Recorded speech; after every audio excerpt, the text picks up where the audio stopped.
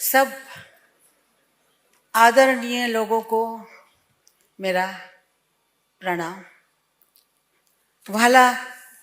मारा वाला नरेंद्र भाई मोदी प्राइम मिनिस्टर, मारा वाला, मैं आप सब लोगों को नमस्कार करके, मैं भिमानी जैसे बहुत नई बातें कर सकती हूँ, इस स्टेज पे हमेशा गाने के लिए आई हूँ, लेकिन ये नहीं पता था कि पिताजी के बरसी के दिन हम आते थे। हर 24 तारीख को हर साल, तब बहुत साल हो गए थे पिताजी को जाके, इतना कुछ अखरता नहीं था। लेकिन आज ये नहीं पता था कि दीदी के लिए ऐसे आना पड़ेगा।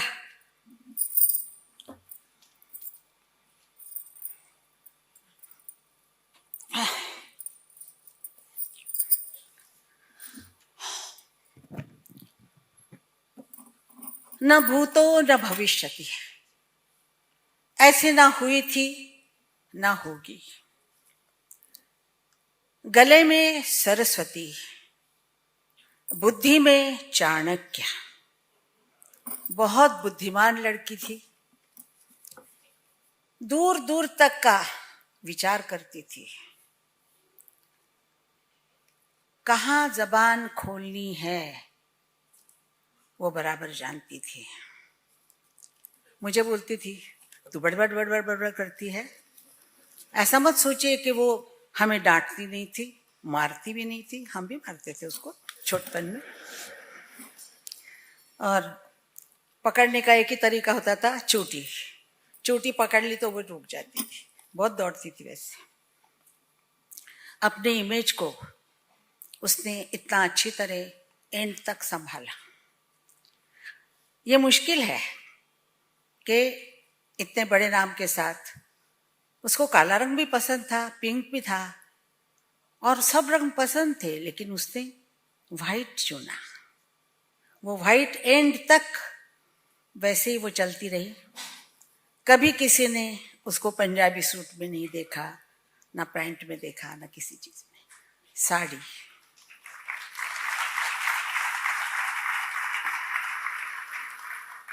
वो अपने माता पिताजी, माई और बाबा इतना प्यार करती थी। और एक बात मैं आपको बताती हूँ, शायद लोगों को सच ना लगे।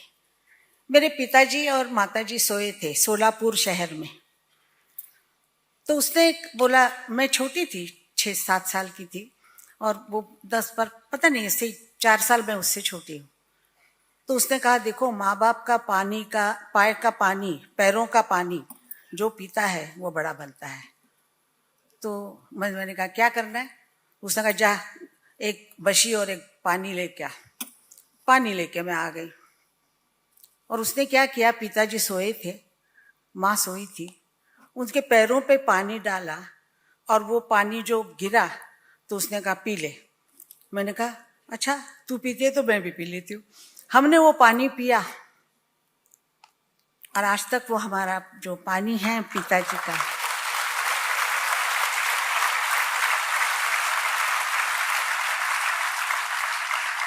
ऐसे वो पिताजी और माताजी के भक्त थे।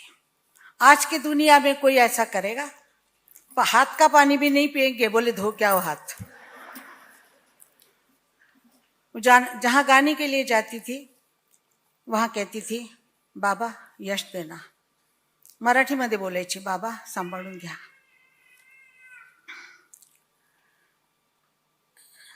ऐसी लड़की, खैर हमारे साथ तो बचपन में गिल्ली डंडा खेलती थी, और बहुत कुछ खेल खेलते थे हम। कोल्हापुर में थे, गाड़ियां नहीं आती थी, रास्ता मिल जाता था खुला, गली के लड़के लड़कियां मिल जाती थी, और हम चांदनी रात में भी खेला करते थे। वैसे वो बहुत जल्दी काम में लग गई 13 साल की उम्र में, लेकिन खेलती थी हमारे साथ। एक बार उसको 104 बुखार था। माँ ने कहा आज शूटिंग पे मत जा, तो उसने कहा नहीं माँ मुझे जाना पड़ेगा। प्रोड्यूसर ने भी कहा कि हाँ आ जाओ। वैसे बुखार में वो जाके, उसका काम था परी का, जो परी लटक के उसको रखा था ऊपर सफेद कपड़ों में, और वो वहां से गाना गा रही थी हाथ हिला के। मुझे अभी तक याद है कि कितना कष्ट करना पड़ता है एक आर्टिस्ट को, और उसने वो किया। 1940 की ये बात है, जब फिल्मों में रिकॉर्ड के ऊपर सिंगर का नाम नहीं आता था, एक्टर का नाम आता था। रिकॉर्ड पे हमारा नाम नहीं आता था। मैं उसकी चमची थी, साथ में जाती थी, तो मैंने कहा दीदी तुम्हारा तो गाना गाया हुआ है लेकिन नाम तुम्हारा नहीं है उस पर। उसने मेरी तरफ देखा और कहा शांति, वक्त आने दे, समय पर हर बात कहनी चाहिए। ये मेरे में नहीं है, वो उसमें था। इसीलिए मेरे को हब, पहलवान, पठान इसी नाम से जानते थे। सब मेरे को ऐसे बुलाते थे, ए पठान इधर आ, ये काम कर दे। सब काम करती थी। वो मेरे को बुलाती थी हब। मेरे पिताजी भी हब बुलाते थे। हब यानी दिमाग कम। तो उसको मैंने कहा, उसने कहा कि समय आने दे, और समय वो आया। उसका पहला गाना जो हिट हुआ, उस वक्त 15-16 साल की थी, दुबली पतली, सिर्फ लंबे बाल बहुत, और कुछ नहीं, एकदम छोटी सी थी, पतली थी। तो प्रोड्यूसर ने कहा कि ये लड़की से क्या गाना गवाने का, ये लड़की है, आवाज उसकी अच्छी नहीं है, क्या हो गई, ऐसा बोलते थे सब। तो डायरेक्टर जो थे वो बहुत अच्छे पंडित थे, खेमचंद प्रकाश जी। उन्होंने उसको कहा दीदी को कि बेटा मैं ये गाने, ये लोग कुछ भी कहते हैं कहने दो, मैं गवाता हूँ तुमसे। उन्होंने गवाया गाना, और वो गाना उस जमाने के जो लोग हैं उनको पता होगा। आएगा आएगा आएगा आएगा आने वाला, आएगा आएगा आएगा। और इस गाने के साथ साथ उसका वक्त आ गया। उसके वक्त आने के बाद उसने प्रोड्यूसर से कहा मेरा नाम मेरे रिकॉर्ड पे आना चाहिए, लता मंगेशकर, वो ऐसे बोलती थी। तो प्रोड्यूसर कह, ये क्या बात हो गई, नहीं तुम क्या छोटी लड़की हो, गाती हो, ऐसे बातें क्यों करती हो तुम। उसने कहा गाना हमने गाया है, एक्टर का नाम क्यों डाल रहे आप, हमारा नाम डालिए ना। तो वो मान गए, HMV भी मान गई। उस वक्त सब चीज अंडर अंग्रेज वगैरह सब लोग थे, रिकॉर्ड्स भी अंग्रेज होते थे। तो रिकॉर्ड पे नाम आ गया। ये हर प्लेबैक सिंगर को मानना चाहिए कि आज जो प्लेबैक सिंगर करके बुलाते हैं वो कभी भी किसी को पता नहीं होते। मैं भी नहीं होती, ना दीदी होती, क्योंकि रिकॉर्ड पे नाम ही नहीं होता था, ना फोटो होते थे। उस जमाने में फोटो भी नहीं होते थे। तो नाम, गाना कौन गा रहा है, तो कोई एक्टर जी होती, उसका नाम हो जाता। उसके बाद उसने क्या किया, थोड़े दिनों बाद, कि स्क्रीन पे म्यूजिक डायरेक्टर से पहले प्लेबैक सिंगर्स का नाम आना चाहिए। नॉट सिंगर ओनली, वो नहीं, सब सिंगर्स के लिए उसने किया। और इस वक्त भी बहुत प्रोड्यूसरों ने दंगा किया, लेकिन वो उसने कहा मुझे गाना नहीं गाना है। वो कहते देखिए अगर आप नहीं सुनेंगे तो मैं गाना नहीं गाऊंगी।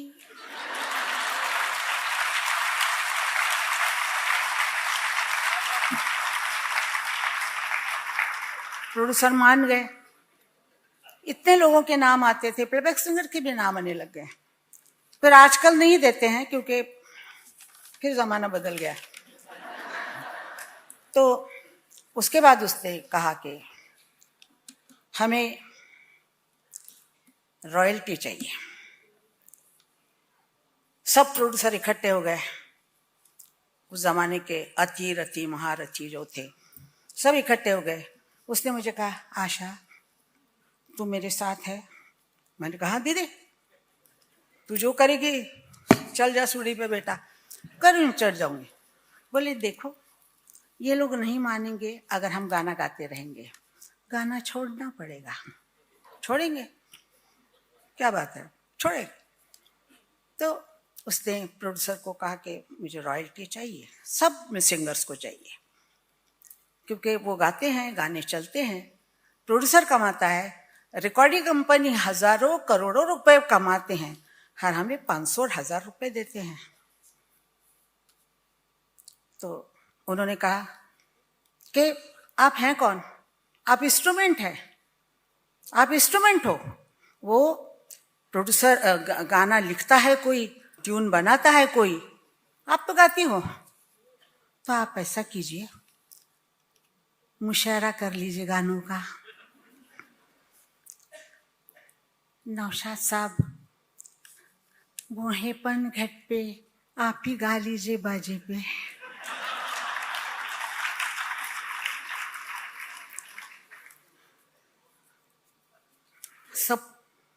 सब तब आ गए, सब आ गए। इंडस्ट्री पूरी हो गई।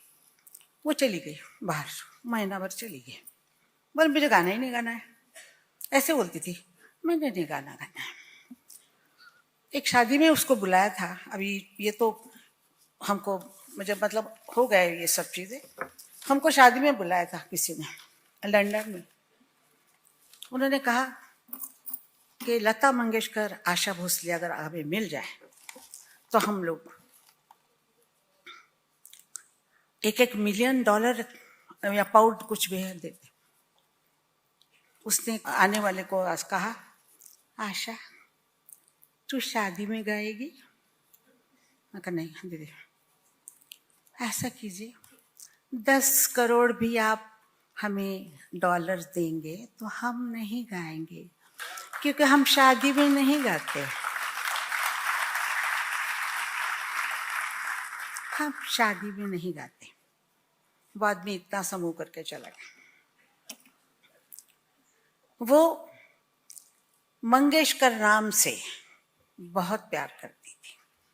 वो जब भी मुझे कहती या किसी से बात करती और उसको कहना होता तो वो बहुत ही लता मंगेशकर मंगेशकर ऐसे करके। उसके अपने भाई बहनों पे, अपने घर से इतना लगाव था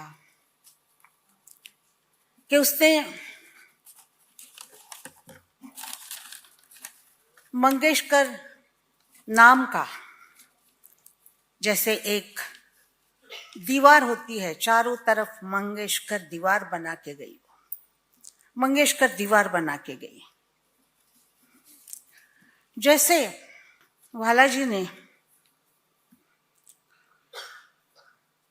सबमरीन, बारूद, प्लेन्स, मिसाइल, जवान इकट्ठा करके 4 सरहदों पे ऐसी दीवार मजबूत की है।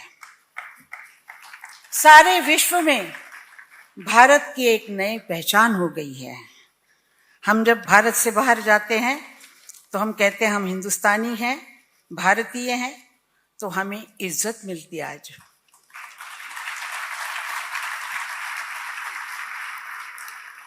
वैसे उसने और एक बात हमारे लिए की, सब प्लेबैक सिंगर के लिए। लंदन में जब मैं नहीं जाती थी, जो दूसरे जाते थे, तो वो हॉल में, घरों में प्रोग्राम करते थे, घरों में, हॉल में किसी के। उसने जब कहा कि मैं प्रोग्राम करने लंदन आऊंगी, किसी ने बोला लंदन, तो उसने कहा कि मैं रॉयल अल्बर्ट हॉल में ही शो करूंगी। उसने कहा वो मिलता नहीं है, वो गोरे लोगों का है, उसमें इंडियन जा नहीं सकते हैं। नहीं जा सकते तो नहीं जाएंगे, खत्म हो गई बात। उसको मनाने का कोई मकसद ही नहीं था। उसने प्रोग्राम किया अल्बर्ट हॉल में, पहला प्रोग्राम उसने किया। अल्बर्ट हॉल फट पड़ा था, इतने लोग आए थे।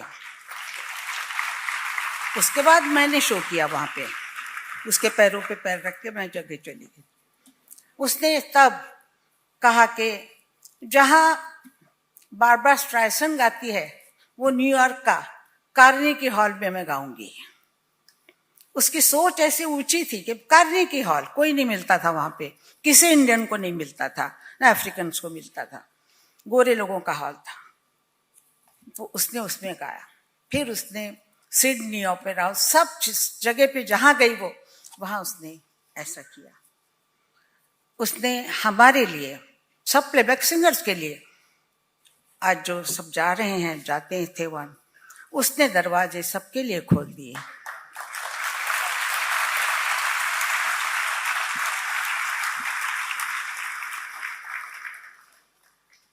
सब लोग बोलते कि वो महान थी, वो सरस्वती थी। वो मुझे मालूम है, सरस्वती भी बच्ची होती है, उसको भी गुस्सा आता था, वो भी बहुत चिढ़ती थी, चिल्लाती थी।